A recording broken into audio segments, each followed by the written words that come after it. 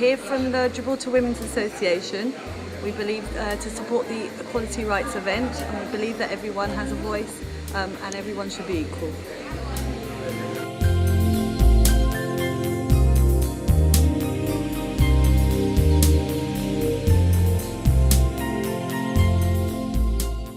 Here to showcase our new drug swap machine.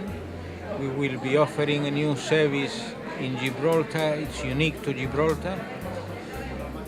It entails going to houses of parents which have underage children in order to drug test them with parents' consent. What we will do in the privacy of their own home, we will educate parents, we will educate children, do some harm reduction work when it comes to helping young and old people who may be suffering from chemical dependency. I just want to add that if anybody that's watching this, so please support Stay Clean, because we've got really bright ideas for Gibraltar. We're already in talks with the government, and hopefully the government keeps their promises and we can achieve everything we want to achieve for a better Gibraltar. Thank you.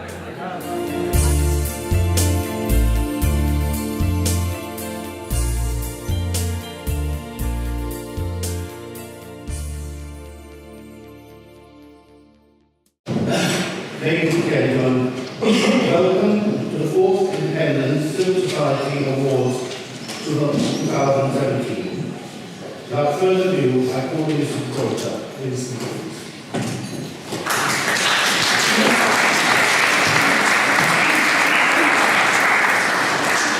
Well, thank you very much, Charles and Felix, for the invitation here today.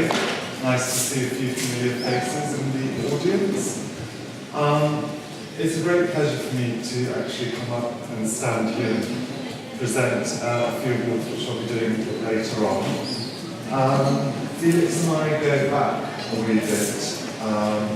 In fact, before my title, I was a member of the GGR, the Equality Rights Group, and we've done some fantastic work, I believe, in terms of bringing equality and rights to those here in Gibraltar. Something which is close to my heart and we've managed to succeed in doing is bringing equal marriage here to the Rock, which I think is a real triumph. And really I think, you know, apart from equality in that sense, it's about bringing the community together and allowing anybody from any part of the world that come to decide to live in Gibraltar, whether you're Muslim, Christian, any kind of colour, creed, that you're all welcome and deserve the same kind of opportunity and treatment.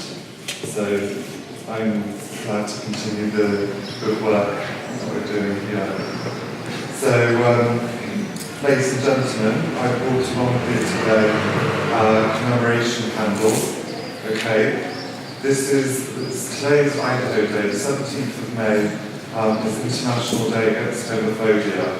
So I will not light this candle, as basically this is to represent those that are still living and not dead, that actually homophobia still hasn't appeared today as well, so that these people are still suffering.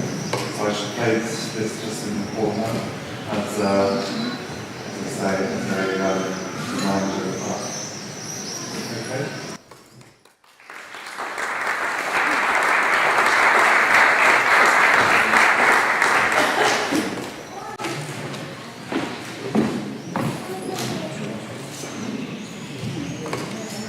Please all rise and observe a 1 minute silence with me.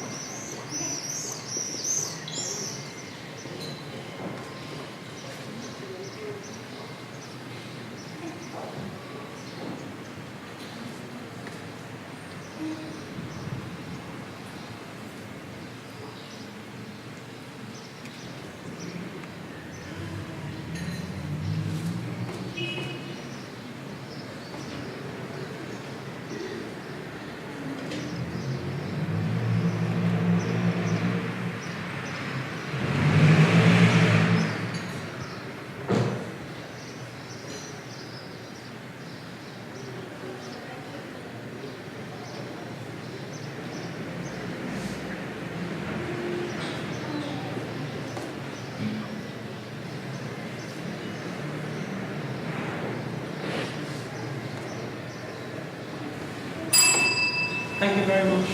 There are so many people today who are Kuwaiters, Mongolia, Chechnya, and all over the world. We're grateful for the fact that we managed to get to a stage. Some comfort, but we must never forget that there are many other people in the world today. So thank you very much for keeping that moment of silence and the symbolic candle, which is not being lit because it's for the living, not for the dead. Thank you very much indeed.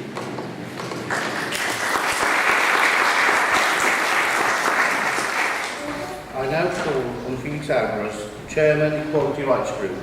For media and interested members of the public, please note that I have available transcripts of Mr. Agras' speech, which I'm happy to distribute at the close of this event today. Due to shortness of time, any questions can be answered after the event when we can return to the gardens for more refreshments. Mr. Agras.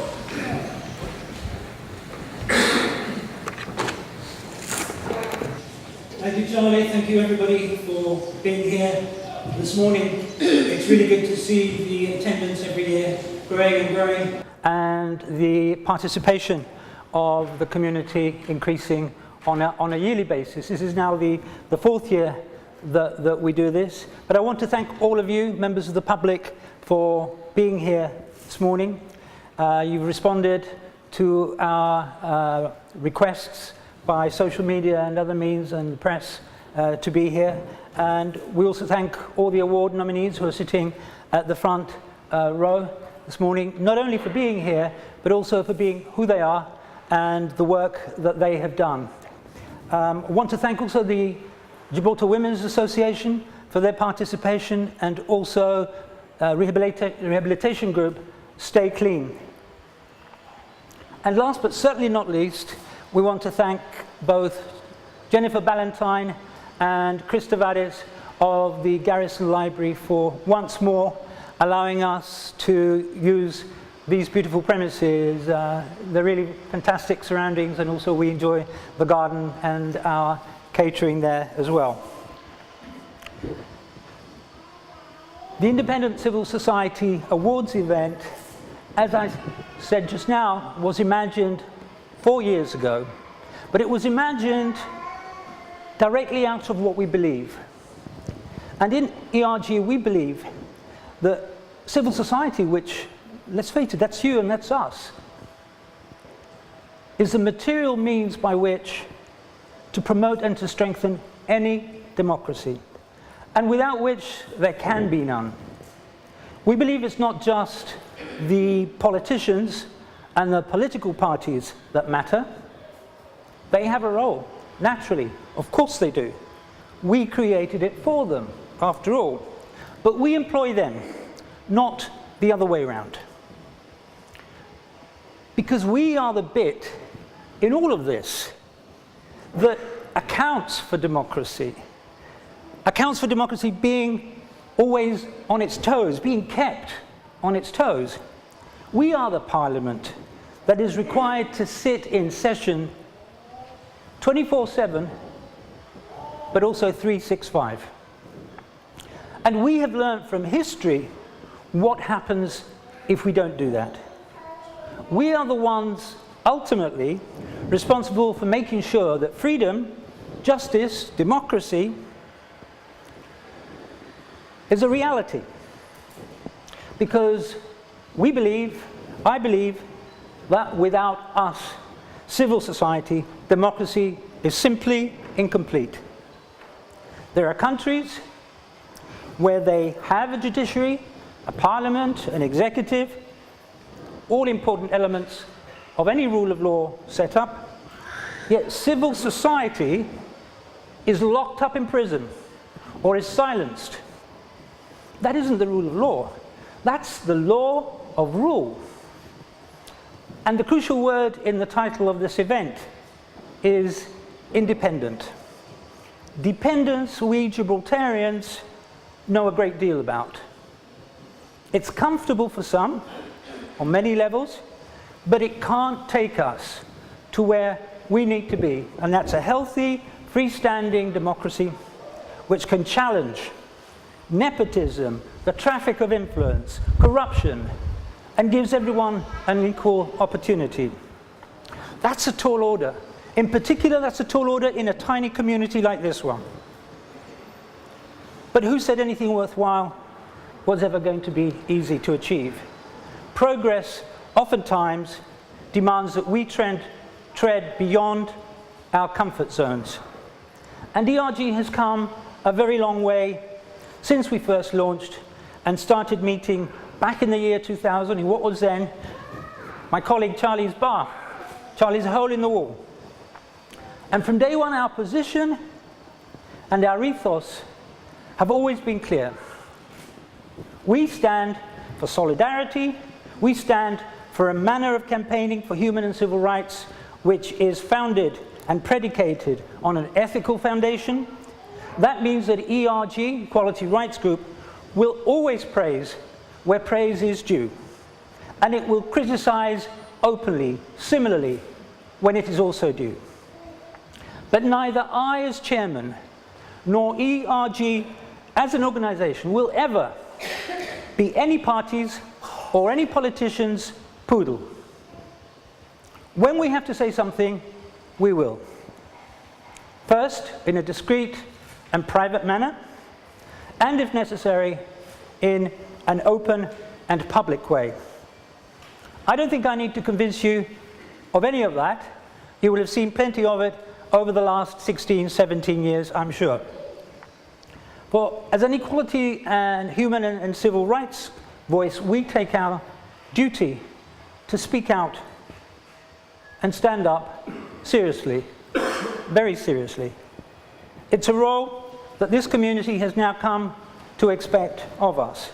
And in fact, I have to say this, it's to government's credit that they have understood our role as a necessarily autonomous entity, if at times we're bloody inconvenient. And they've continued to fund us throughout. The easy thing would have been to say, okay, no more funding for you because you're saying things we don't like. We continue to be there, and they continue to fund us. And I think that's a credit to the administration.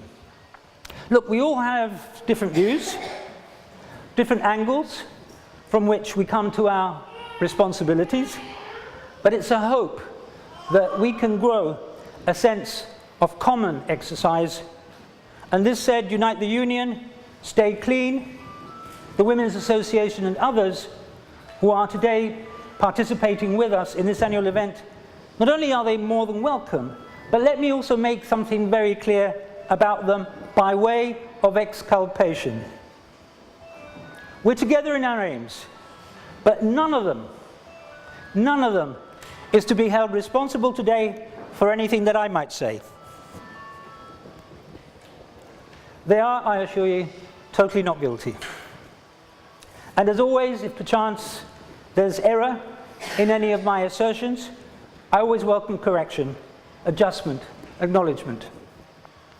So as I review developments over this last extremely eventful year, I think you will all agree, there's a long list I need to go through and comment on, and I'm going to ask for your indulgence and your extreme patience with me.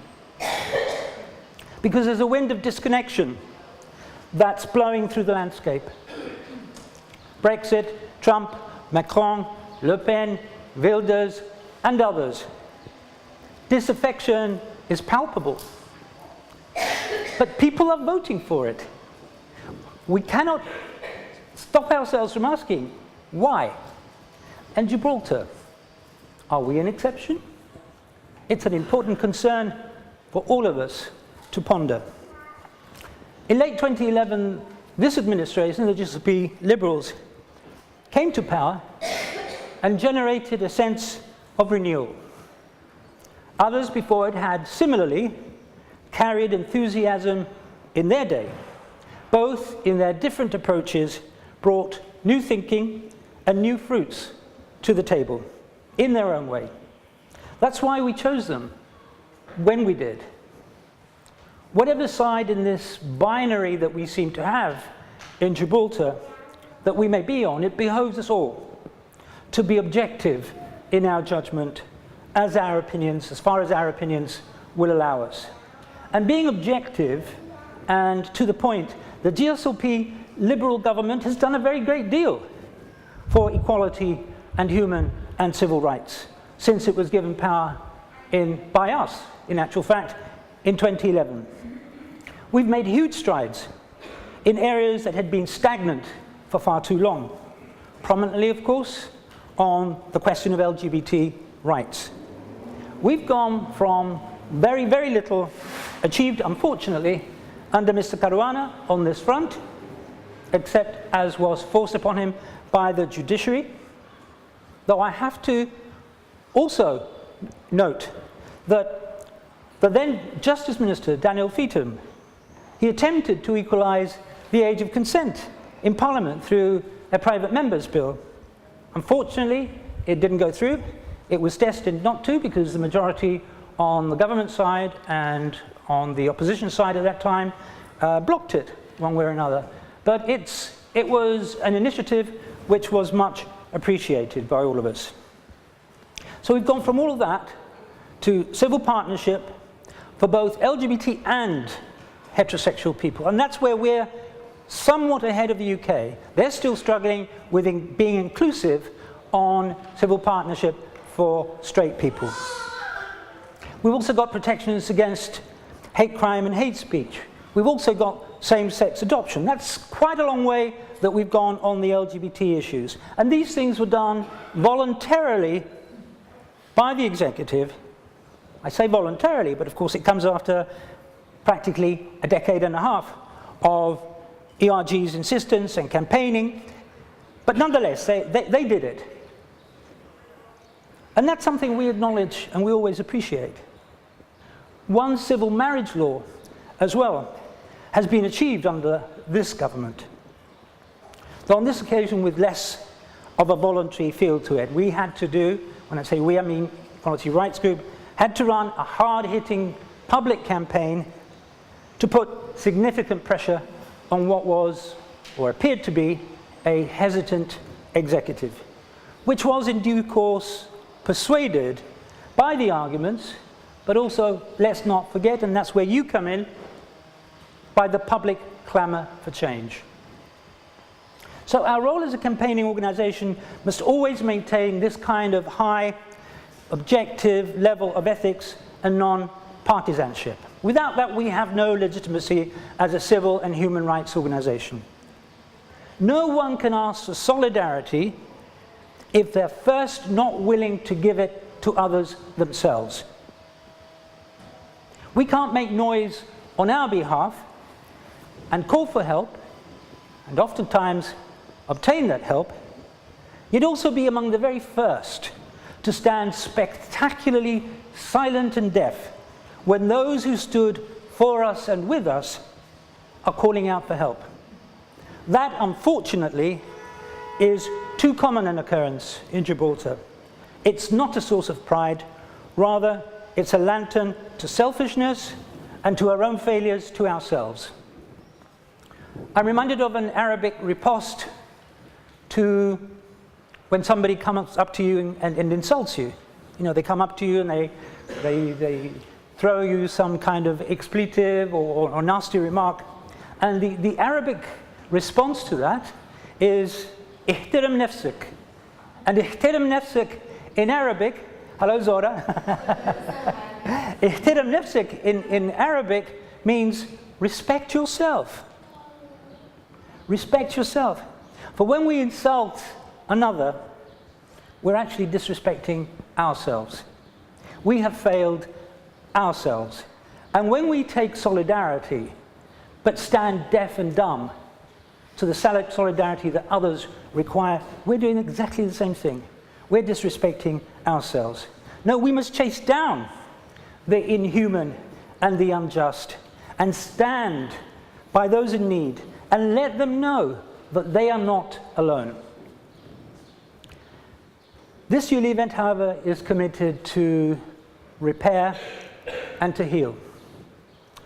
All of this, of course, makes ERG an uncomfortable entity for politicians and political parties. We're constantly reminded of that every day. But democracy isn't easy peasy. It's not tidy. It's very hard work. And not just talking democracy, but living democracy is extremely untidy, especially when independent voices dare to talk through the otherwise convenient narratives of those in influence and of power. En verdad somos la mosca cojonera. That's what ERG is. We're here tickling where people don't want to be tickled, in particular those in power. That's our job. Of that, let there be absolutely no doubt. We are, after all, insisting that the focus be shifted back to you, that the centre of all democracy is you, that sovereignty is yours, that the importance belongs to you, and that you pay them to do your job. In short, we in civil society have the obligation to hold the political class always to account, every day, and not just every 4 years. And in our Gibraltarian culture of deference or bowing heads, who else is going to be the fly in the ointment that stands up and shouts out, oye, el emperador no tiene nada puesto, está desnudo, the emperor has no clothes, when everyone else is faithfully applauding the fine apparel? The answer to that is independent civil society. Again, all of us, not alone, not separately, but together. And today that togetherness is more important than ever, because Brexit could all too easily be breakfast. It's the beginning of a potentially dangerous chain of possibilities that, if we're not alert, could sweep us to destinations we far from desire. Gibraltar has played with the wrong cards for far too long, in our view. Spain's campaign against Gibraltar has been a consistent, long-term public relations exercise using one particular word: anachronism. And Gibraltar has played straight into that trap. We've played into the little England in the sun image, whether in our politics, in the increasing imitativeness of our political architecture, and even in the manner we've sold ourselves to tourism and foreign investment. Gibraltar is just a quainter version of old England. But that green and pleasant land isn't Jerusalem anymore. It's learned to move on from being old. A very large sector of its population has moved away from dreams of imperialism. It has a distaste for an unpleasant past, though it's comforted by the pageantry of safety and certainty. You see, Gibraltar isn't, as a well-photographed monument near to Cepsa exaggeratedly claims, the cradle of history. We're not the Sumerians. We're not the ancient Egyptians. We're not the ancient Athenians. Though yes, the Neanderthals and the Phoenicians did visit us. But we're special in our own way. We do have a lot to offer of our own. We just don't like to step out of the comfort of certainty and guarantees. Yet survival and development require us to overcome a tendency to risk aversion. Because it's precisely this tendency. Could I have a bottle of water, please? Sorry, I'm getting a bit dry in the mouth here. Because it's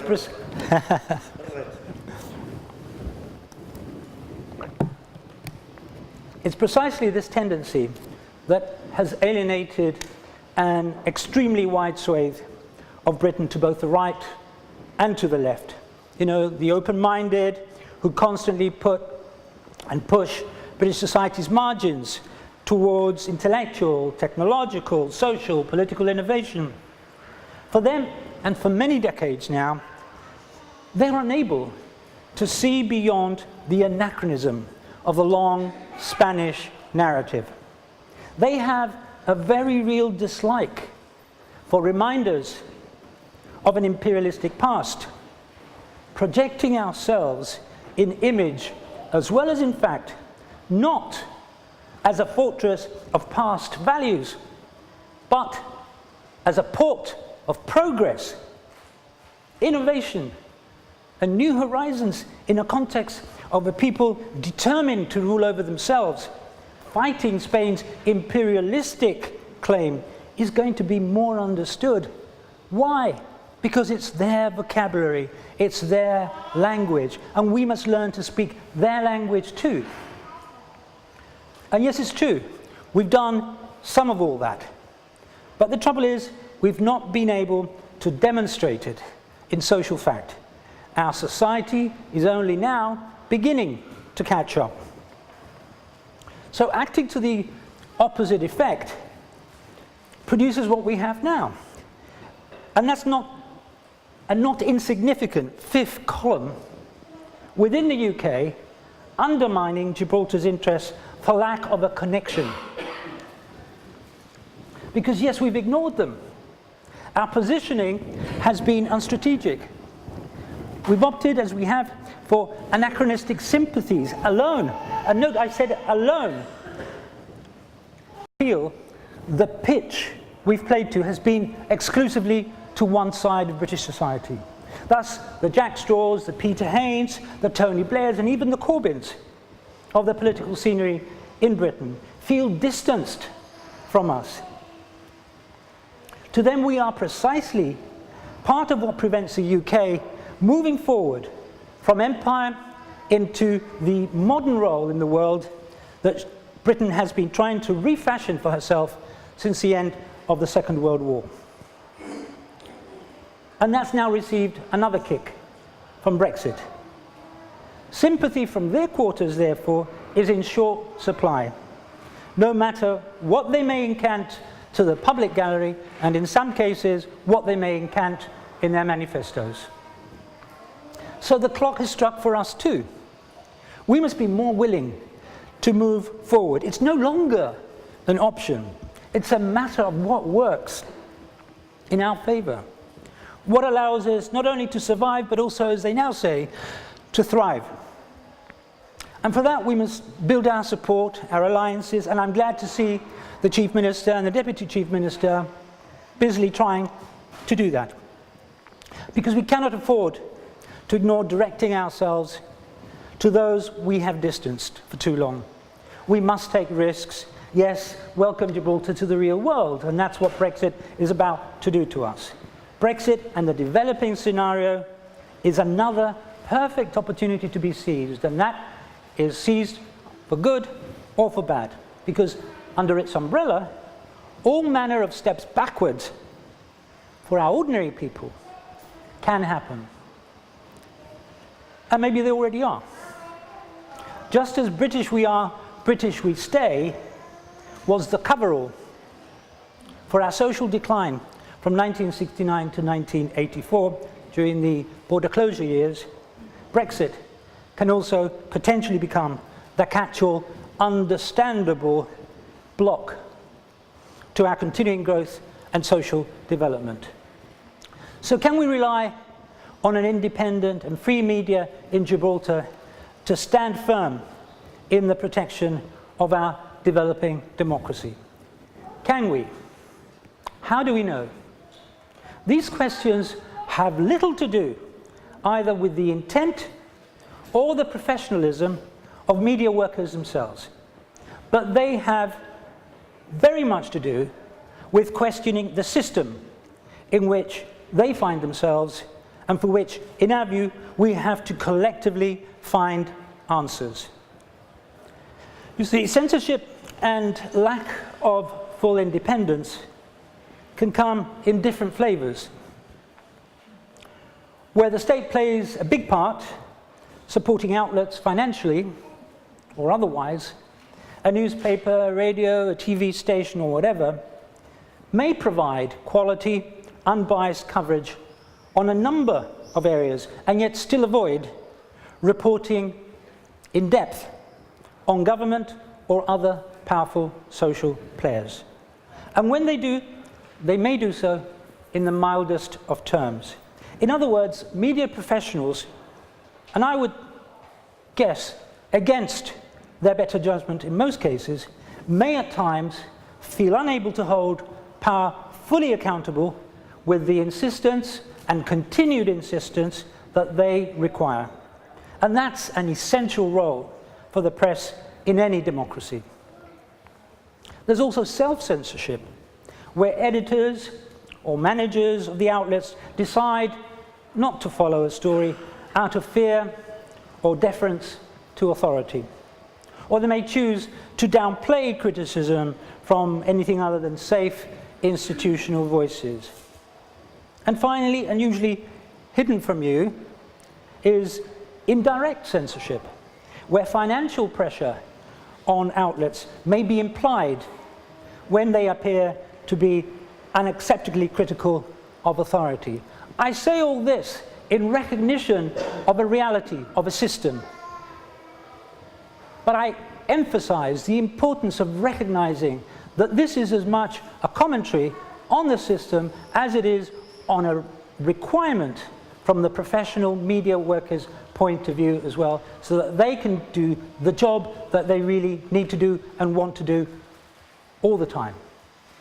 In this way, back in 2015, we actually presented awards to GBC, to the Chronicle, to Panorama, to Leon Ibero, in recognition of their professional standards and achievements.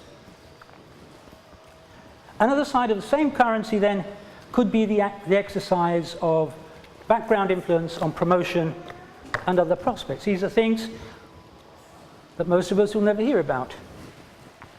All of these forms of control of media can go, and do go, I would guess, largely unnoticed. Yet the impact on the journalistic standards of the media can be dramatic on the quality of informational objectivity and democracy that we experience as citizens.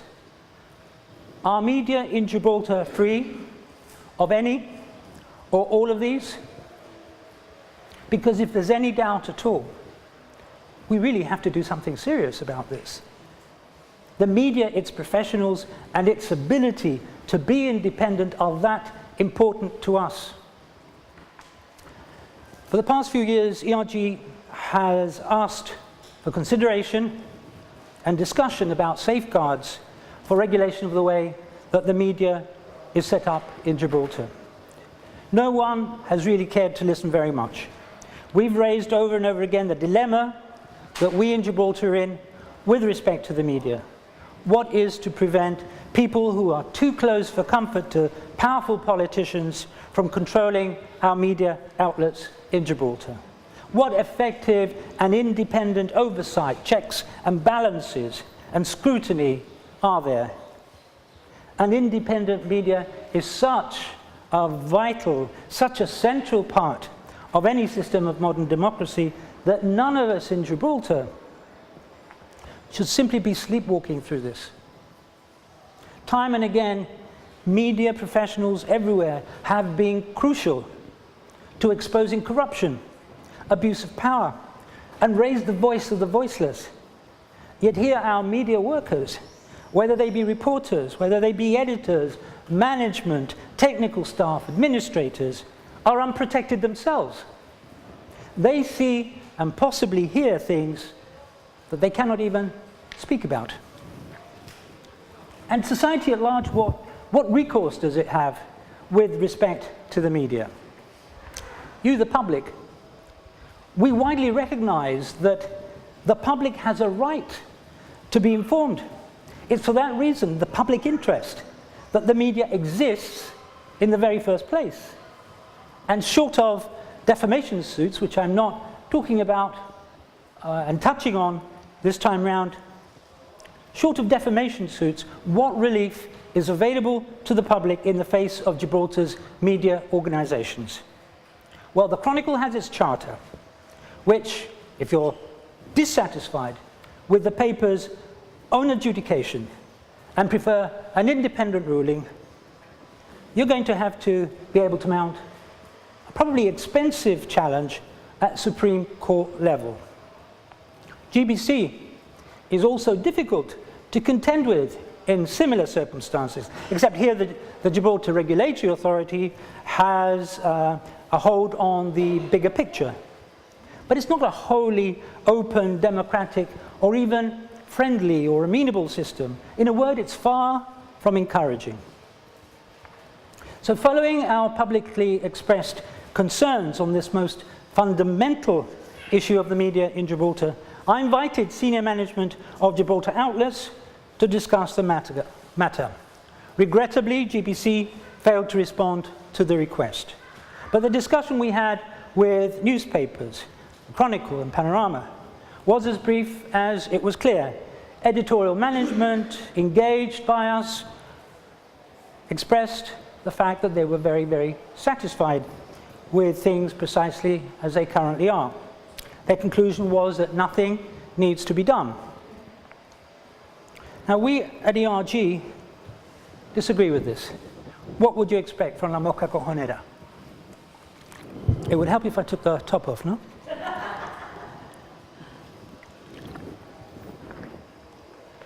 And we disagree from three fundamental points of departure. A, in a tiny marketplace like Gibraltar, media independence is not viable on economic grounds alone. No radio or TV program or station or newspaper can survive without being fed by government. And that's a huge problem for democracy. B, given the heavy reliance on taxpayers' money, it is our view that both GBC and the Gibraltar Chronicle should be more amenable to taxpayers. And C, since we raised the issue of media reforms in Gibraltar, we've been approached, unfortunately, by a growing number of media professionals on an understanding of total anonymity, and which I'm not about to break this morning, regarding ethical, professional, and employment problems that they face. Those elements, I may add, derive directly, in most cases, out of the difficulties apparent within a system that's too closely dependent on power. So ERG has now, for approximately a year, been undertaking a media watch exercise. It's a big task, it'll take time, but we intend to continue building a set of objective and clearly demonstrable data which will assist us all in seeing precisely how inclusive, how independent our reporting and our media may or may not be. Who's covered, who's not covered, in what style, what frequency, with what sort of exposure. And I place emphasis on the may or may not be part of all that, because it's important to us that information is as unbiased, as scientific, as clinical as possible. And to that extent, we've engaged in addressing some of our concerns by requesting the assistance of some international media monitoring organizations. On all those counts, we'll be releasing more information in due course. Additionally, we're also in the very early stages of exploring bringing together independent media and communication resources run entirely by civil society for civil society. This too is an ambitious project, an ambitious enterprise, and we will provide further details. But you can see we already have camera teams of our own here in the event today. Now, as you can see from all this, I'm critical of many aspects of our society here in Gibraltar. I think there's no real doubt about that, is there? And I'm supposing some of you may share my concerns and others will not. But I'm very wary of what I see beginning to happen in our Gibraltar, because I'm seeing the slow emergence of a political aristocracy. I've been and continue to be publicly critical of the establishment of a consultative council, especially when it pretentiously imitates the British Privy Council. It's not consultation that's offensive. That's always to be welcomed. But a council that's formulated to consecrate and perpetuate some voices over others, that certainly is offensive, and it runs counter to the spirit of the age and to the spirit of our Gibraltarian People's Revolt of the 1940s, which led to a number of independent Gibraltarian voices arising, including, but not exclusively, the AACR. The Council, and the way it's formulated, dangerously risks the positioning and consolidation unto itself of a social Gibraltarian oligarchy. And all we have to do is look at the political panorama today. More and more we're seeing the same families becoming dominant, whether in wealth or in power or in influence. Civil society risks being more and more marginalized in favor of a tight circle of almost hereditary ruling names. Just look around. You'll know what I mean. It's an old story with many presidents in history, ruling families, money, power, and the Consultative Council will ensure that even when they no longer hold a democratic mandate from any of us, the same voices will continue to hold significant influence over major issues affecting Gibraltar. Again, and I cannot say it loudly enough, civil society risks being increasingly marginalized, its voice given less and less prestige, less and less prominence.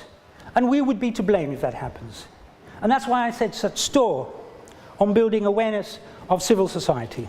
No matter which political party you may support, we have to work together to prevent Gibraltar going down a route of privilege and power for some, whilst ordinary people become less and less powerful and more dependent on the goodness of a few at the top. At the last elections in 2015, when invited to ask a question at GBC's public candidates debate, I think it was Jonathan Sacramento, who's here today, who hosted that, I placed a question before both Mr. Picardo and Mr. Feetham, and that was to invite them both to reveal to the audience on prime time, live television, the sources of funding for their parties and their election campaigns. Surprisingly, neither candidate did so. But they both replied as if of one accord that they were working on making this available, implying that they would do so soon. Well, let's hope so. It's important that we all know. But excuse me, have you heard from either party on this matter? Have they revealed this information to the public 2 years on almost from that question? But have they ever been inclined to volunteer this information to you? I ask. And if not, why not? One reason is probably that we haven't asked loudly enough. Equality Rights Group has asked, and we will continue to do so. And I'm asking you to also do exactly the same thing. Because there is too much we, the public, still don't know here in our own homeland. How is wealth distributed in Gibraltar? In what private hands is our wealth held? What percentage of our population owns what percentage of that social wealth? You know, this is actually fairly routine information, routine stuff that's made public practically in most modern democracies. The Sunday Times earlier on this month published what it calls its rich list, with the top 25 richest people and exactly where their money comes from and where it's held. So why are we in the dark here in Gibraltar on this? And as ERG's publication From Town to City, and I hope many of you have got access to it because I've been putting it out on the chair before we started, please take them home, and in your leisure time I'm sure that you will dedicate all your time to reading it. We're not a simple place anymore. That's what that From Town to City is talking about. We're not a simple place anymore. We're now a city, indeed, not just in terminology, with all its subtle and unseen sociological consequences. And top of the list is that government and power will slowly become more and more distant from us as they grow and become more and more complex. Gone will be the hello minister as you walk down the main street and chase up an issue there and then with them. Just as the scaffolding is constantly rising and the sea is increasingly becoming a stranger to our everyday, this too is a reality that's unfolding before us as we speak, and one we need to be fully awakened to, because it makes the strengthening of civil society as a living force even more important when you're talking about a government and a machinery that's going to become increasingly distant from all of us. It's ever more urgent that we become fully aware of our opportunities and our strengths and our essential role in a democracy as civil society. And this, I believe, as I also believe that our involvement in the protection of fundamental rights is unambiguously necessary. Through ignorance or indifference, we can be unconsciously complicit with their erosion. For example, we need to be extremely protective of the right to independent justice through the courts. It's a subject I call injustice in justice. We still do not know when and if government will issue their long-promised reforms for the legal aid and legal assistance schemes. The right to access to such a fundamental democratic right cannot be decided by the size of your wallet. Nor can it be decided indirectly by immunizing government against legal actions by its citizens. Because the patronage that government doles out to law firms in Gibraltar may be acting perhaps unintentionally, precisely to this effect as an immunization measure. And if anybody can explain I'm mistaken or misinformed, again, I'm happy to correct and acknowledge. Because you see, the script we have all too often seen and heard in our work at ERG throughout the years goes a little bit like this. Okay, so you want to take action against, for example, the Gibraltar Health Authority, the GHA. Do you have an issue with them? Do you believe you've been subjected to unfairness or negligence? Okay, so you believe you do. Have you tried to find relief or remedy by all reasonable means? And you're now left with litigation as your only recourse. Well, you know, I'd suggest that you go out and find yourself a reputable and available lawyer.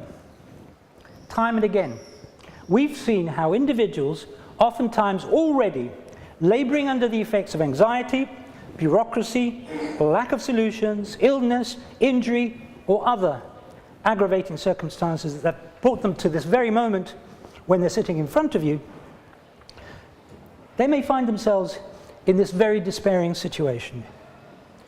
And while there may be no technical, legal transgression, strictly speaking, in this arrangement, and the reasoning may appear valid enough, the effects, however, are not valid.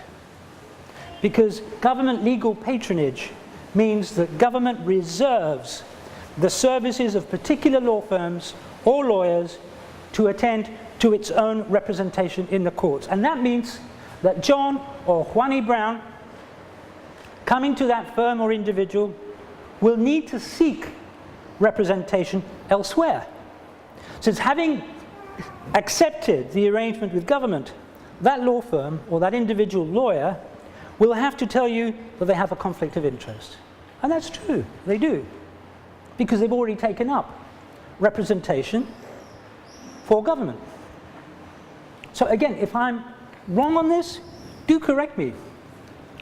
But I have known people going around Gibraltar's law firms having to work their way down a list of lawyers like beggars holding out a cup, only to be turned away over and over and over again. Even if this happens only once, This is unacceptable.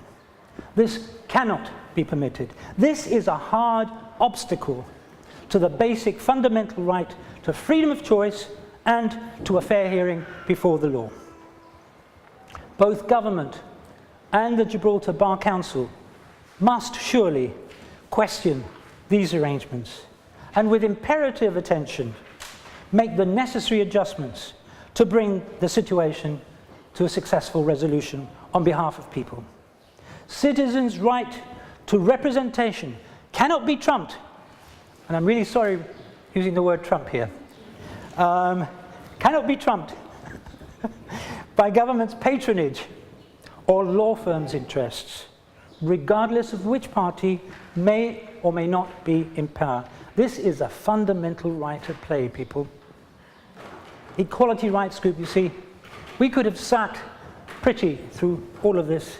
We have achieved all of our founding year 2000 objectives. We'd gone from being total outcasts, derided, criticized, attacked by some pretty powerful and vocal politicians and groups and individuals. And we've arrived at what some would call success. I could have taken a back seat, cuddling my OBE at night. Or we could have carried on attending garden parties at the convent. But that was never our agenda. We started this journey as we meant to carry on, to address the difficult challenges brought to us by this community, of which there have been a good number across the years.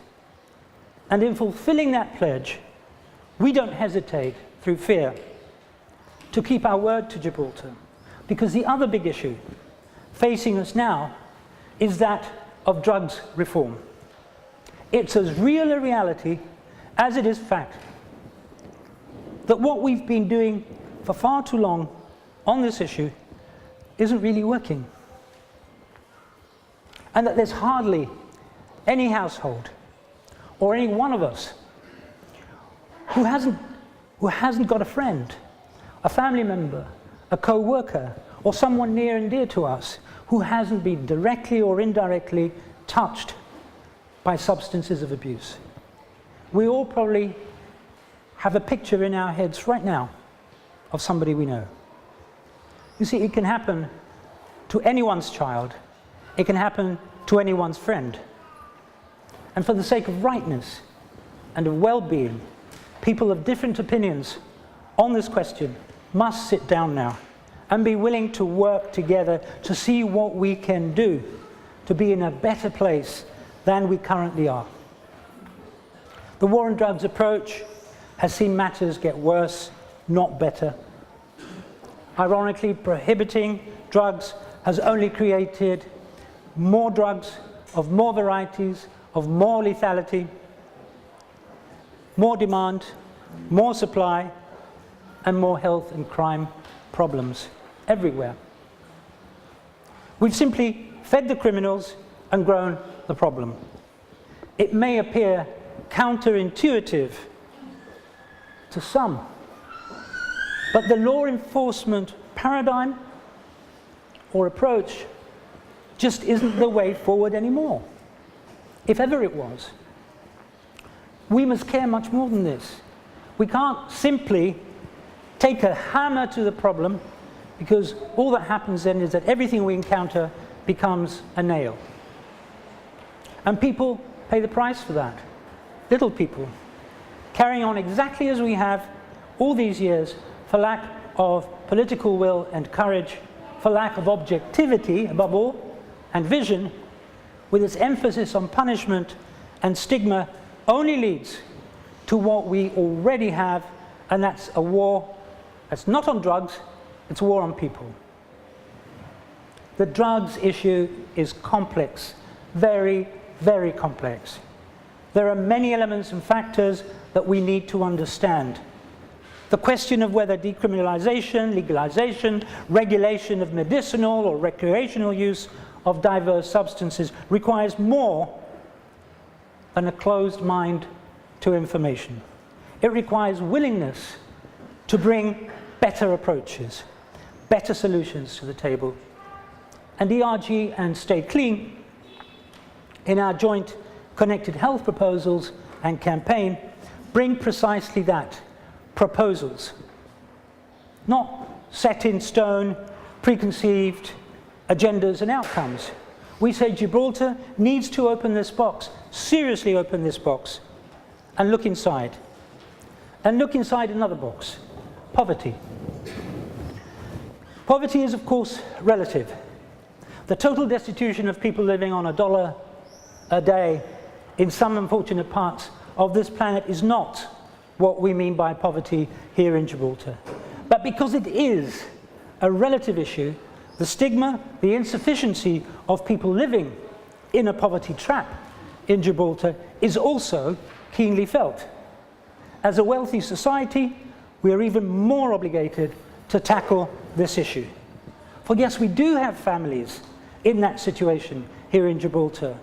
Some who are disabled, some who are long-term unemployed for a number of reasons, women who prefer to not be dependent on the state and on the dole, but for whom it just makes no sense to continue working because their partner's pension is reduced by the amount of their salary or something along those lines.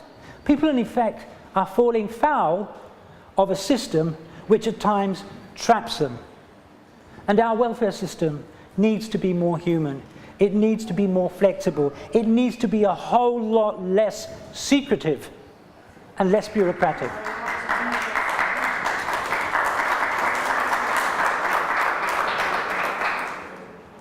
These aren't just cases, they're people. You may not know their reality when you pass them on Main Street. They remain mostly unseen or unheard. They're indistinguishable from the rest of the crowd. But some of them are here with us today, sitting amongst you. And it's with one such person in particular that I want to leave you.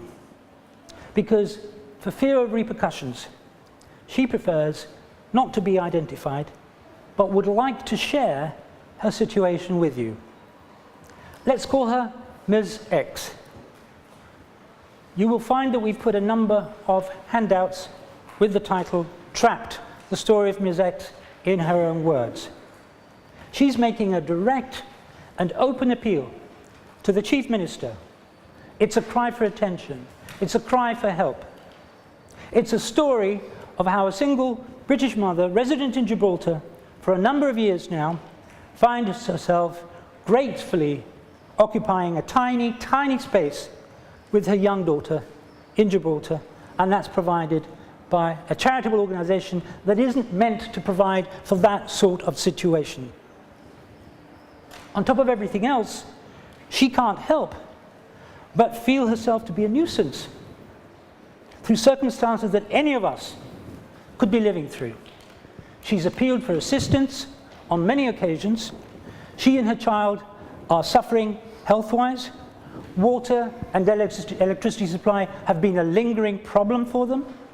She manages to hold on, but wonders for how long. Her health is rapidly deteriorating. She loves her child. She's a bright and capable lady, but she's trapped. On behalf of ERG, I also appeal to the Chief Minister and to the media, attention and resolution to her plight. And with that, gentlemen and ladies and gentlemen, I ask again that you accept my apologies for having kept you for so long. Your patience has been indomitable. Thank you very much indeed, and I shall be no more a beggar to your indulgence, but I ask you just one final thing before I leave. Live fearlessly. Thank you very much indeed.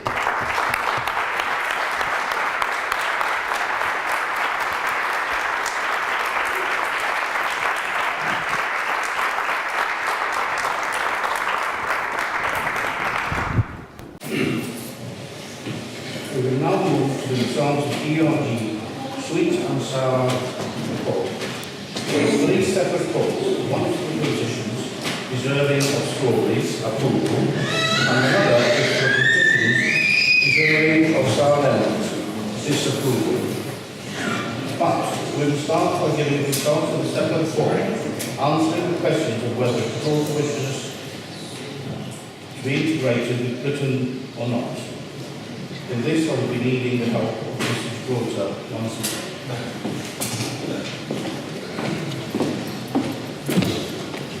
Okay, well, the result of that question, would you like Gibraltar to be formally integrated with Britain?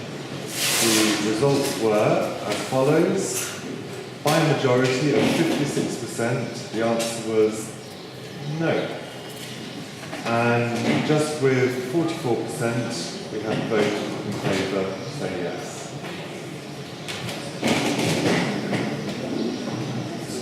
So to recap, by a majority of 56%, the answer to the question, would you like Gibraltar to be formally integrated with Britain, was? Okay, no. Okay, and 44%, yes. That's right. Sweet strawberries. Third place with 1 strawberry and 10%. Marlene Dina Esther Hassan Nawi.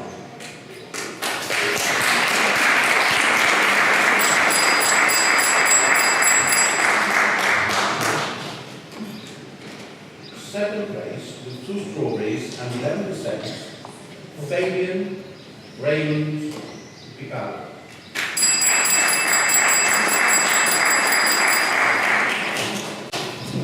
First place with 3 strawberries and 13%. Joseph John Hassan.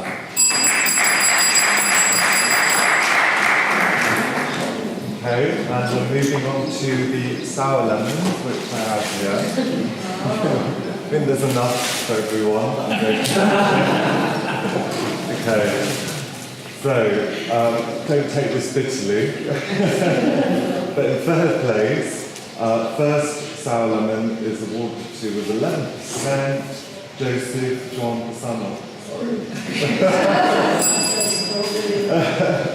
Okay, in second place with 2 sour lemons and 12% is Daniel Anthony Featon. And in first place, I haven't decided on anything, by the way. First place with 3 sour lemons and 70%, Samantha Janet Sacramento.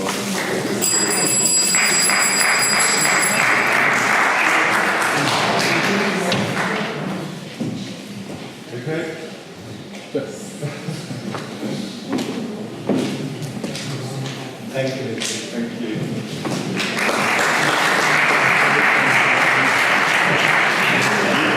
And now I call on Mr. Victor Shero, Regional Officer, United Union.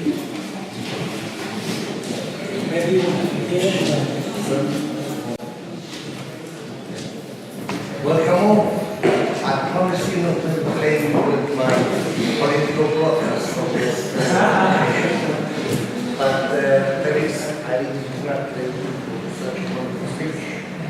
Yeah, and all the achievements the ERB has had throughout this. So, Unite's role here today is only to recognize individuals for their hard work, commitment and passion, especially to those who would otherwise fade into obscurity, is a worthwhile pursuit.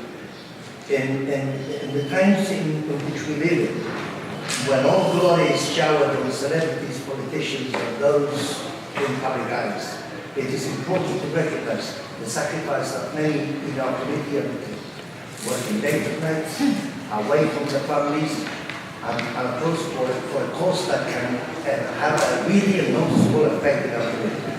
So today, our main goal here is to commend 3 individuals who selflessness and dedication in the pursuit of trade union ideals have helped shape the trade union movement in the world. So, please, shall we proceed with The next part of the program is the presentation by the Women's Association, and you would like to go straight into the awards? Yes, please. Okay, well, this is not part of the program. We're going to shift it because Victor wants that, and that's okay with us. Vincent, you're aware of the change in the program? Okay, so that'll actually suit our friend here, Bart Martinez, who looks like having to leave at a very early stage because of his employment. So, Charlie, we'll move to that part of the program and we'll change it. Okay, so I will need the help of Mr. Gibraltar.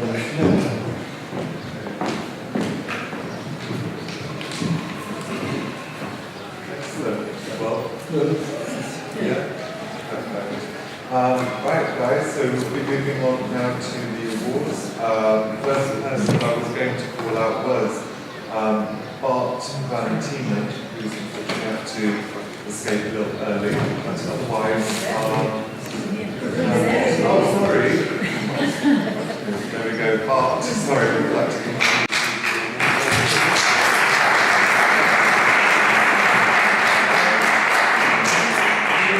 The inscription on Bart's plaque says, in recognition of single-handed determination and dedication to Gibraltar's environment, biodiversity and heritage. We applaud and thank Bart for his hard and selfless work, undertaken oftentimes alone, I may add, and steadfastly, and always for the enjoyment and benefit of all.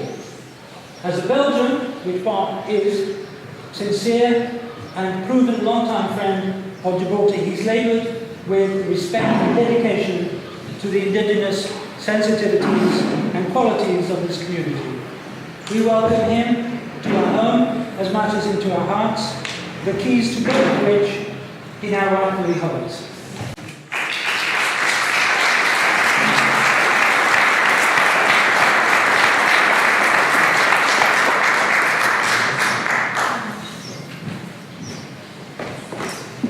Okay, next award will be going to Nadine and Lucia Muscat.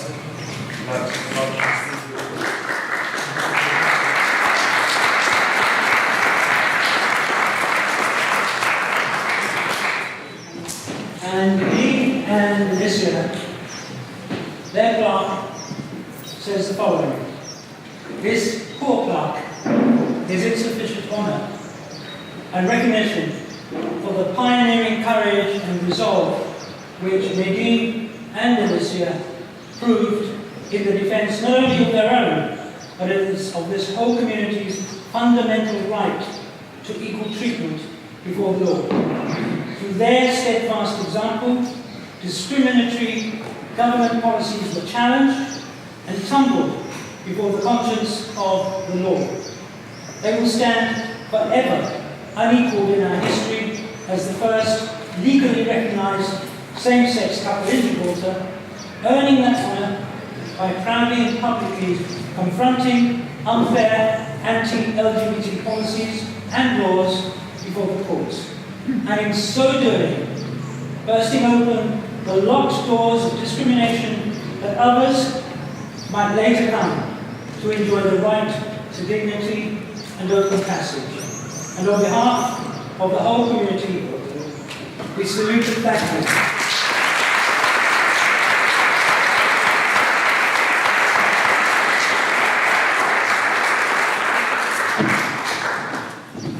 Very well said, Felix. Okay, next award will be for, let me see if I can pronounce this correctly. Okay. Mental Welfare Society. Alright, so... It's the Mental Welfare Society. Okay, yeah. Then the next award will be announcing them. It's called the Gibraltar Mental Welfare Society.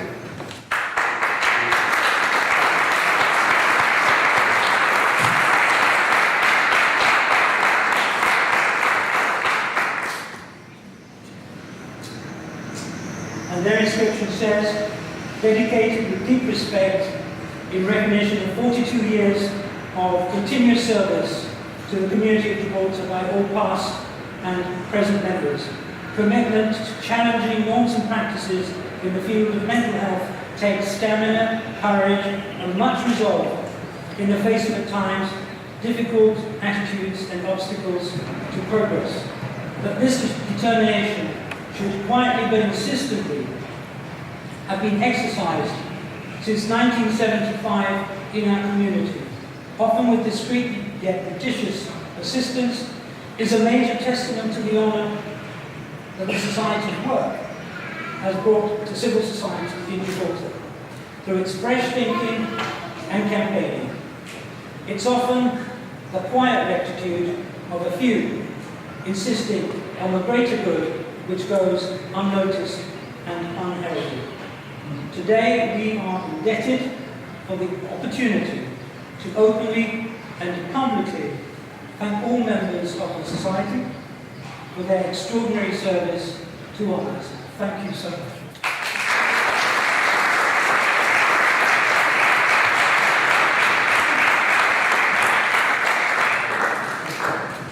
And I'll continue with the list next. So, we've got you, Alma,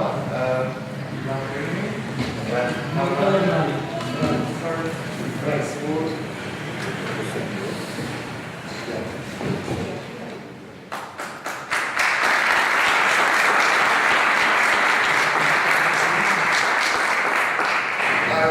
I will just go ahead and read what's in the award itself. Describe what Mr. Lavrani has done proactively and for trade union in general. And then I'll change to Spanish so that he knows what I'm talking about. It is with deep respect and affection that today we honor the dedication and sacrifice for equality and social justice of Mr. Lavrani, demonstrated during his entire working career from 1968 to 2007, and still going. We acknowledge our debt to him before history, recognizing not only his role as a leading trade unionist, but as a civil rights campaigner. His leadership and humanitarian work has been instrumental for migrant workers to achieve equal rights in the country. El compañero Lavrani no solo ha estado integrado a lo que es el sindicalismo gibraltareño, sino que tuvo participación activa donde el sector privado más necesitaba en aquel tiempo, y un compañero que ya llevaba las tareas del sector privado se retira y el compañero toma la actividad de lo que le llamábamos bueno, como suele tener como combinación, era liaison officer, y se encarga del sector privado, no solo aquello, sino el agrupar a todo el sector marroquí, tratando de señalarle todas las responsabilidades que había que ganarle en esos terrenos, y él lideró todo aquello achievements que se consiguió. No solo recuerdo una donde se quiso reportar un compañero marroquí y el compañero Lavrani con el que era líder de nuestro sindicato, José Neto, se lanzaron a paralizar el aeropuerto gibraltareño y nadie tomaba el avión para reportar a ese compañero y pudieron dejarlo sano y salvo y ganar esa victoria. Con que desde UNAI te agradecemos todo el esfuerzo que tú has tenido para el sindicato y todas las clases obreras y agradecido por el trabajo que todavía nos presta los ciudadanos.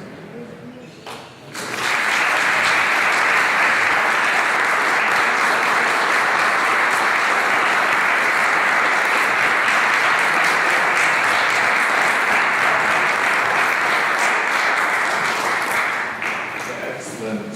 All right, and we'd like now to award the next one to Julio Pons.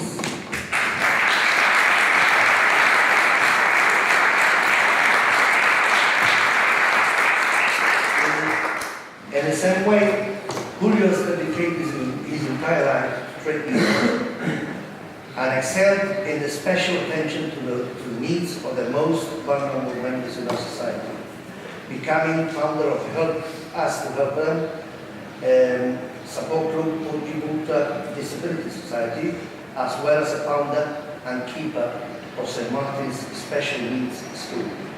He has advocated in favor of equality whilst pursuing his work in the Voice of Gibraltar Pressure Group and support youth in need. At 74, Julio continues to demonstrate his solidarity with Unite and the community at large, at the service of both United Union and the wider community. We thank him for his ample generosity. Julio, otra vez, toda su vida lo conozco, lo único que ha cambiado es lo del pelo, pero tiene la misma imagen que cuando las grandes luchas se llevaron a cabo en los 70.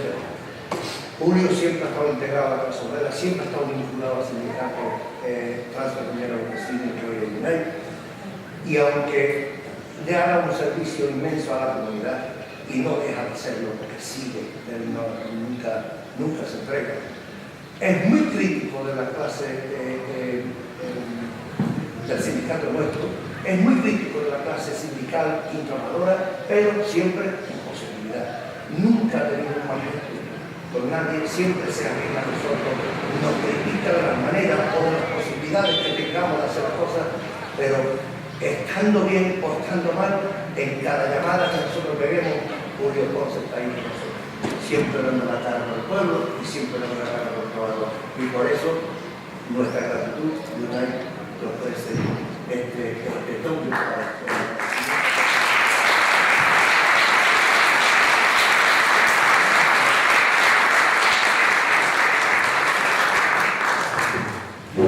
Excellent. And last but not least, we have Francis Federal.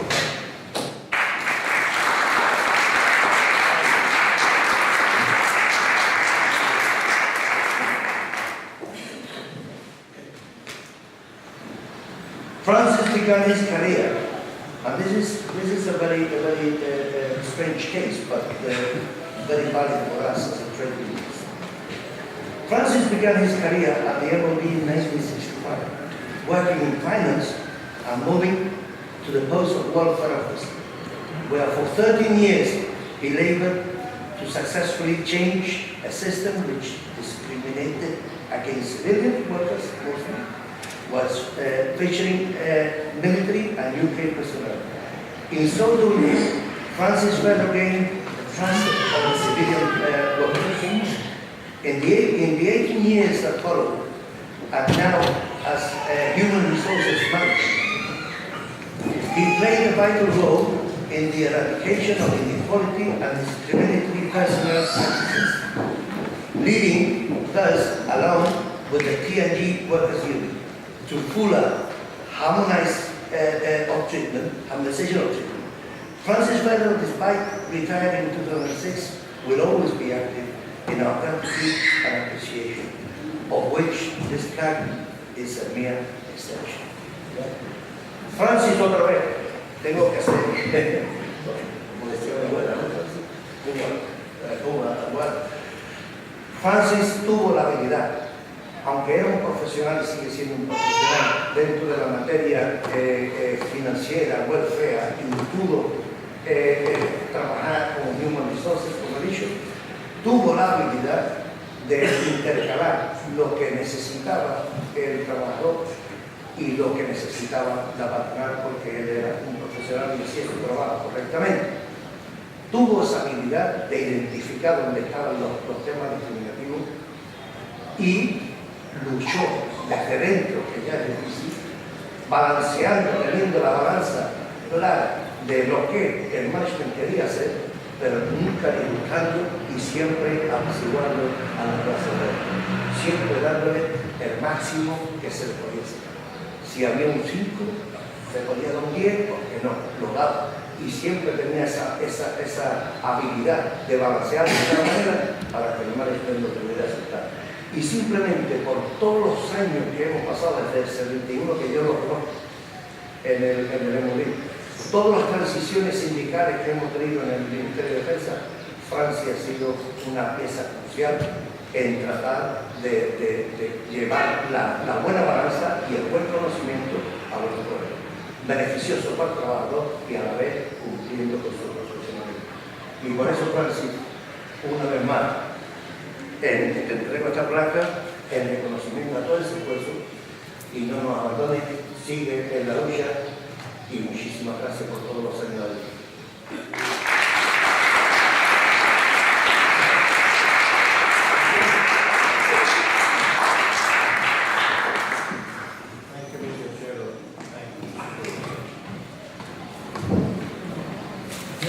We're now going back, because of the shift we've had in the programme, we're going back to the early part of the programme, which is the presentations by Stay Clean and by the Gibraltar Women's Association. I think you have a mention. Now we move into some short presentations, which we will call the 10-minute rule. The Stay Clean Rehabilitation Group will do a brief 10-minute presentation. Time will be strictly kept. Damien Breton, thank you.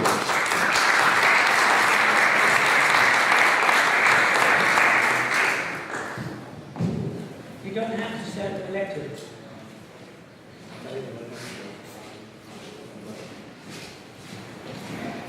Bueno, good morning everyone. Thank you all for being here. Felix, you're number one.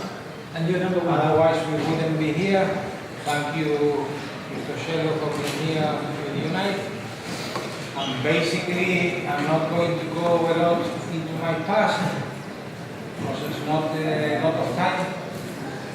As many of you may well know, I've been in prison. I started using drugs at the age of 12. My father was a prison officer. I have injected cocaine and heroin with other HIV users. I've cleaned the syringes with bleach and hot water. I've been arrested many times. I've sold drugs. I've had car accidents. I've had overdoses. I've tried to kill myself several times. So the day came when I decided to change my life, and I underwent a program of recovery in Scotland because Camp Emmanuel was not fit the place to be. It was unprofessional. So I managed to go to Scotland where my father paid something like 8,000 or 9,000 quid, something like 25 years ago. And I came back and I joined Narcotics Anonymous and Alcoholics Anonymous. After a number of years, I started working with the wife of that lady, Mrs. Sacramento, there in the RGP. Mr. Sacramento and Mabel Mossy called me in the police station and we started doing things at school, which is still running. The presentations that addicts would do in school. Later I became a chemical dependency counselor. I went back to the same clinic where I did my program and qualified. So I was the first counselor to be employed in Bruce's Farm to start running the place with the late Gladys Perez and Giselle Casareto. Then I had problems there, so I had to leave and I've been working in the tadpoles for the last 15 years. Now I want to go back to what I do, so I thought, why not create a charity? Government does not speak about addiction, about chemical dependency. Actually, it hasn't spoken. Nobody speaks about drugs. Nobody debates anything about drugs. Nobody comes forward. You know, it's like a secret word. Everybody's ashamed if their kids use drugs or their husbands use drugs or whatever. So I started the Stay Clean charity, and why did I start this? Because I still feel, even today, although the GSLP manifesto which was given by me to freedom is a good thing, but still there is not a lot of progress. So what is it there in this manifesto that we have achieved up to now? Drug devices for the police, so that whenever, and I know the Women's Association is doing a good job with the police because they want tougher laws, you know.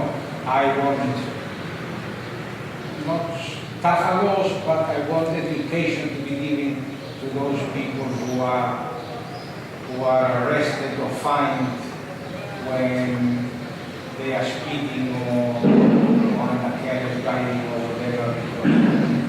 Being an addict myself, I felt so punished in prison. You know, when I was in the old Moorish castle and I was in prison, nobody came to tell me, hey, look, you suffer from an illness called addiction.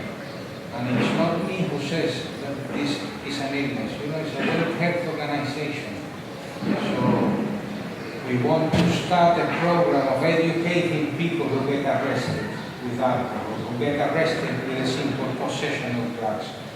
We've got to stop stigmatizing people and rather direct them towards what I'm doing with Felix, to a health approach. We want addiction under a health portfolio. Why? Because the doctors are there. I've got a son who's 10 years old. I started using at the age of 12 or 13. I started using amphetamines at the age of 12 in school. And if my child were to have a problem, or any of your grandson or whoever, what would you prefer? Would you prefer him to go to a counselor, or would you prefer him to be locked up in the cells? So those are the things that Stay Clean will continue to fight till the end, you know? So hopefully Mr. Picardo will do something quickly, and I hope this Brexit stuff is not going to finish. Anyway, we want better things in prison as well. I am a local visitor with Father Charlie and the other one in the Sacred Heart, the other priest, and basically there is nothing in prison, you know. I can tell you that 90% of people who are sentenced and go to prison are addicts, like I was one. So what happens? You can't even find the doctor there. You've got to get an appointment to see the doctor in prison. No, I feel it's wrong. Under a health approach, the doctor should be present on admission and tell the guy, tell the inmate, look, I have diagnosed you, the psychiatrist has diagnosed you, and you can be offered a program of recovery starting from today.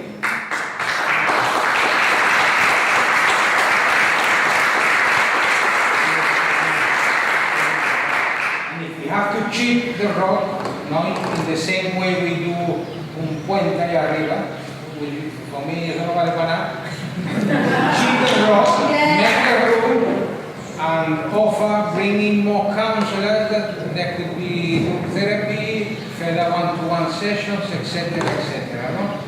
So basically, Stay Clean is everywhere but nowhere. We are waiting for funding from the government to employ ourselves. You know, we do not want to be like a clubhouse 20 years going to the piazza raising money. We need support from the government, and we need it now. Anyway, we are everywhere and we are nowhere. And downstairs we have a drug swap machine which is used for law enforcement. When you go down, you can see it, you know. Not even the police has one that I do, been donated by Macedonia. What we are going to offer is a service to you parents, to you grandparents who have children who are underage. My friend and I and other members of Stay Clean will go to the privacy of your own home. If you suspect that your kid is using drugs in a confidential way, we will go We will do an intervention, give prevention, give education, drug test the kid. Sometimes, you know, they become violent. We're not going to punch them into the wall and drug test them. Because what's happening with... Damien, you have 2 minutes left. 2 minutes, no? Well, if you want to chat with me, you can come down and we'll have another chat.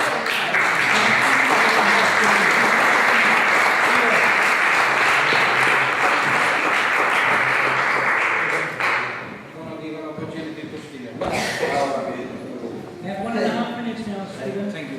Then asked me today to come in to share my experience on how they clean saved my life. I started using drugs at 30 years old, and I kept using until I was 25, until I finally hit rock bottom. And I was shown to be a man who never asked help, never cried. So instead of asking for help, I tried to take my own life through an overdose.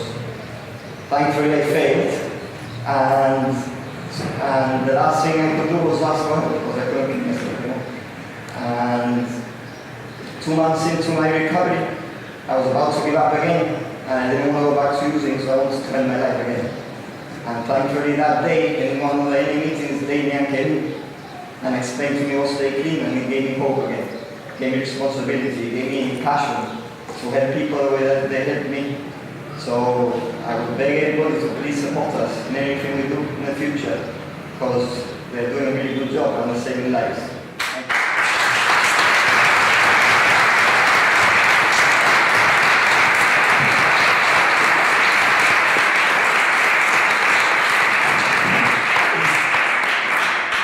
Thank you, Stay Clean, for that.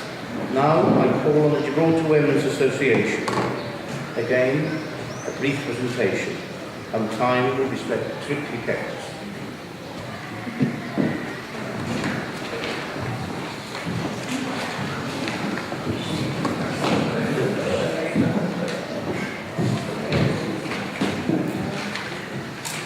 Hello everyone. To start with, I'd like to thank you for obviously your patience. I know that today has been long, so we won't keep you that long. We'll just go as quickly as we can. Our aim is just to support mainly other groups and also people as individuals in anything that you're fighting for. If we stand together, we're much stronger. So, you know, if you find that you need our help, we're here to help any groups and associations. We work very closely with government, and there's a lot of things that we have achieved in the last year, and we'll briefly go through everything.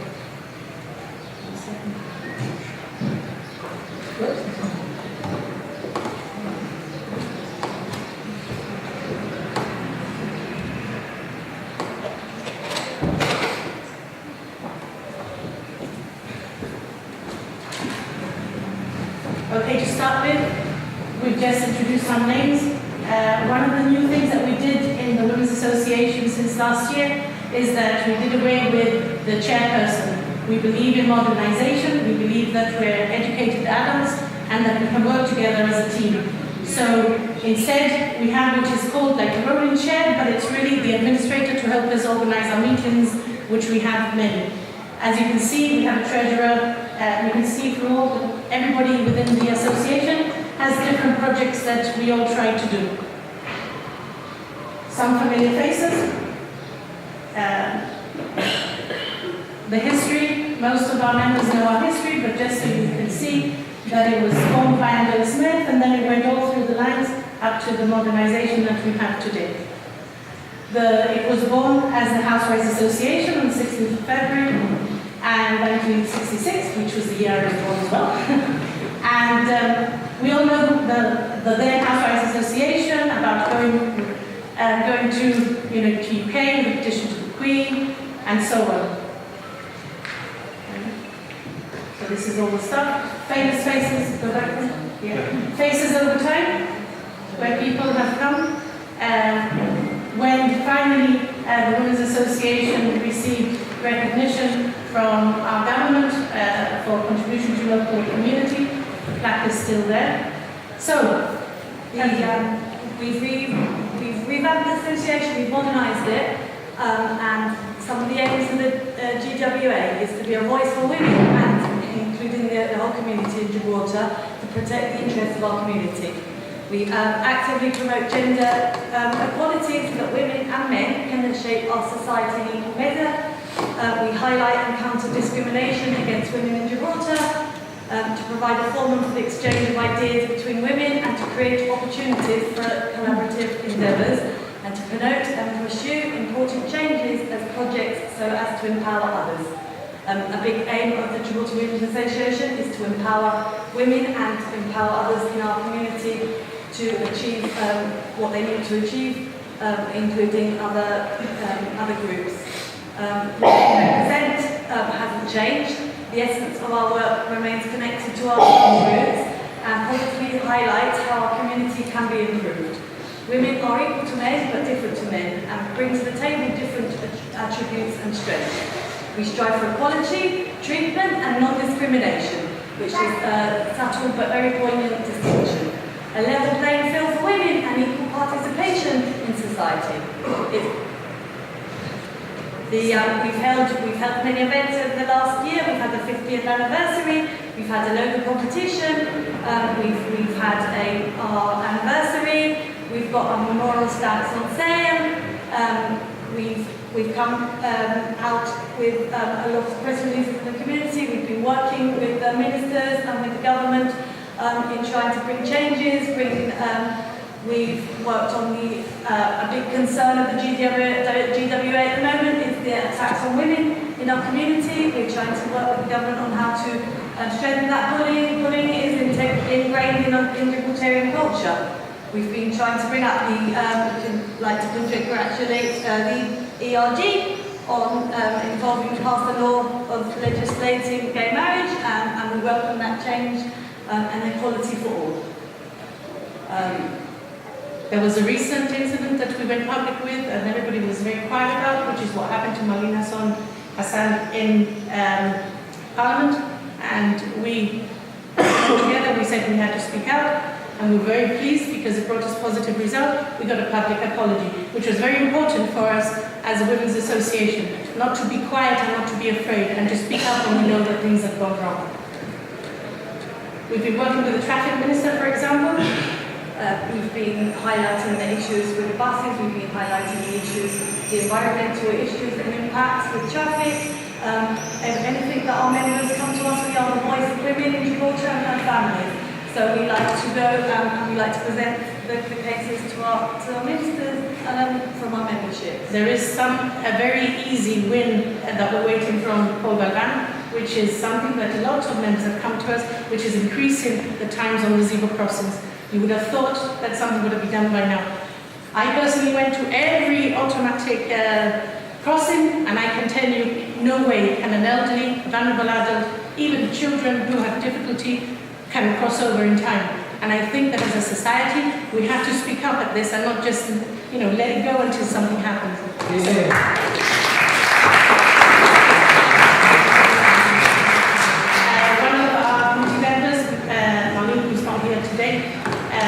She organised a photographic competition, which was very successful. We've also worked, we have still a pending promised by the Chief Minister himself in our 50th anniversary, which is now a year and a few months ago, and still hasn't happened, of which our members feel very strongly about, which is community care. A woman retires before her husband, and she gets the check, but then suddenly the husband retires, and the check goes to him for them both. And the only thing that happens, we've had various meetings, we now passed it on to Samantha, because we find it very unfair, our members find it very unfair, and the only answer we keep being given is, well, the woman can ask for it if she wants to. But the point of what we're saying is the woman shouldn't have to ask for it. In actual fact, it should be the man because he retired later. So anyway, that's enough. One of the special things for us as an association was the statue that was erected. Finally, it may not be to all our taste, but at least there was something done for women, especially our founder committee members, to recognize what they did.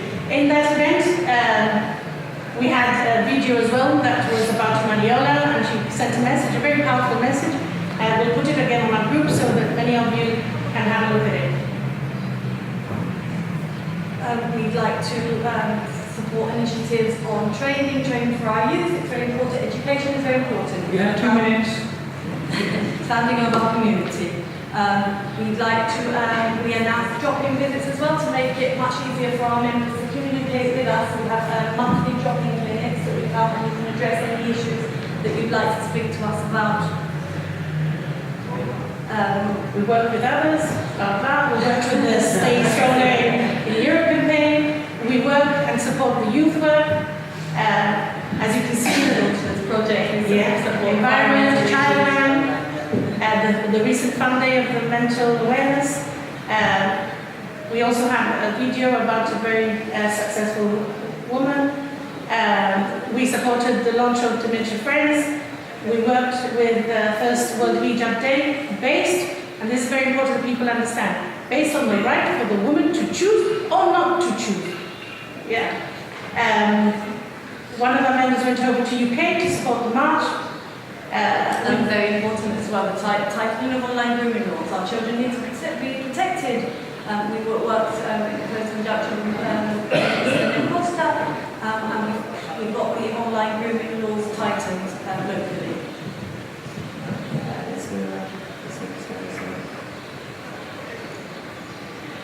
So our achievements throughout the year, we have a new modern GWA constitution, we've got increased ownership on the Facebook group, on the Facebook page, and our last message then, Family Centre.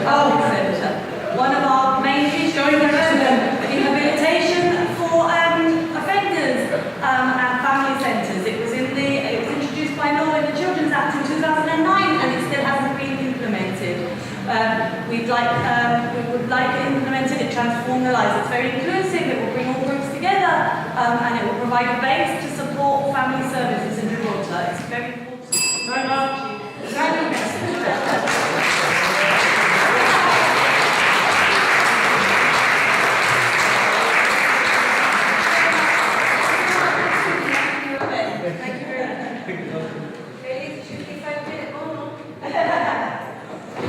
Thank you, ladies and gentlemen, for your attention and your patience. And with that, I invite you to return to the garden for more refreshments, tea, coffee. Hopefully they'll all be still there, nice and hot for you. Oh, sorry, actually, Charles, can you And now- hold it there? I'm sorry. There is finally one more thing that we need to announce, and that is actually an award that is... I'll read it. Yes, I think you should read it out. Okay. Yeah. This award is to, and he didn't know anything about this, Charles Trico.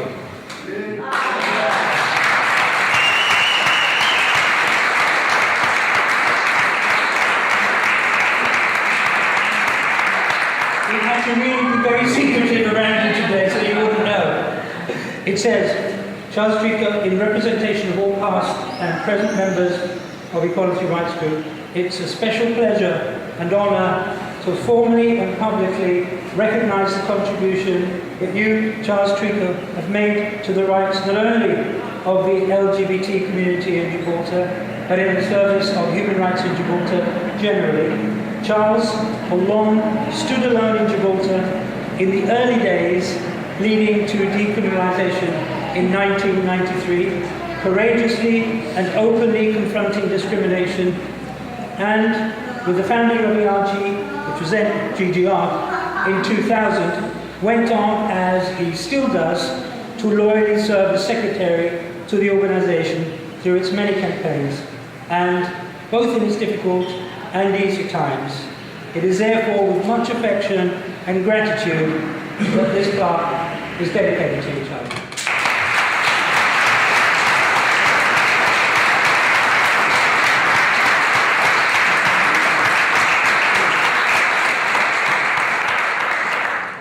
I never expected this, to be quite honest. See, I'm not very good at public speaking because I tend to go off on a tangent. Now, one thing that I've always said is, when asked what do you want from society, I've always said, I want nothing more, but nothing less than what you have.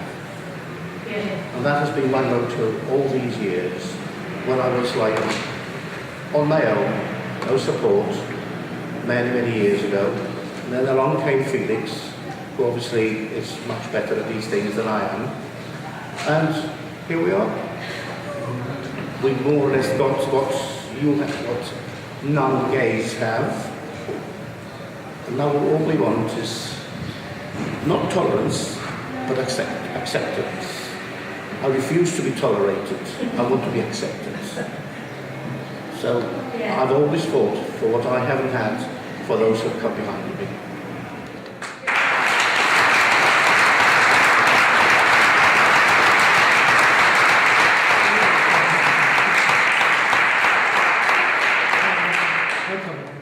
That was a very big chilly one. Which I will publish Well, thank you very much, everybody, for your superb attendance today. It's been another pleasure on our part to be with you and to get the message across that we care, and that we care for each other, and that we're here to stand up and fight for each other's rights and for each other's needs. Because that's what democracy, that's what politics, and what all this is really all about. It's that simple. Thank you very much indeed.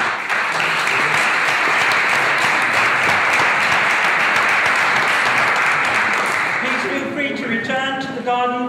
I'm hoping that the catering is still there for coffees and teas and a chat. No. We didn't really have much stuff.